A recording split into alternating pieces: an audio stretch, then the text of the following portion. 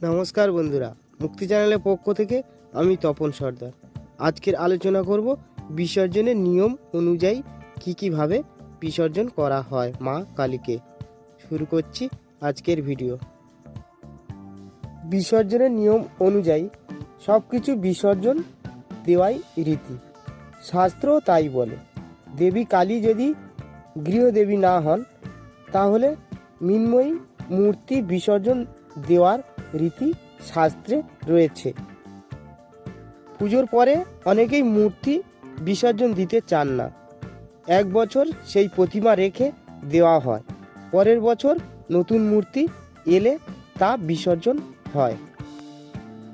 খড়গকে দেবী কালীর শক্তির আধার হিসেবে ধরা হয়। শ্রী বিষ্ণুর প্রতীক যেমন সুদর্শন চক্র, তেমনি দেবী কালী শক্তিরূপের প্রতীক হলো এই খড়গ বা খাড়া।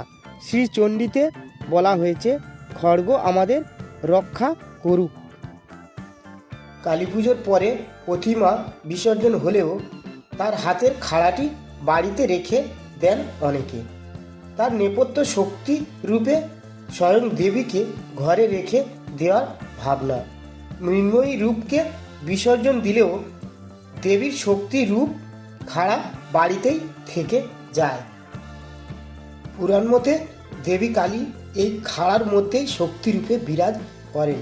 সন্তানের সব বিপদ থেকে রক্ষা করেন সে এইভাবে। এমনকি এই খাড়া ধোয়া জল নাকি অনেক কঠিন রোগ থেকে সারিয়ে তোলে। দেবী কালীর খাড়া ধোয়া জল দেহে শক্তির সঞ্চার করে। সেই শক্তি সব প্রতিকূলতার সঙ্গে লড়াই করে আমাদের সুস্থ রাখে। অনেকেই খাড়া ধোয়া জল খান। এই জল মায়ের চরণামৃতের মতোই। ভক্তদের বিশ্বাস, এই জল খেলে রোগ নিরূপণ জরা থেকে দূরে থাকা যায়। প্রিয় দর্শক বন্ধু, ভিডিওটিকে মন দিয়ে দেখার জন্য অনেক অনেক ধন্যবাদ।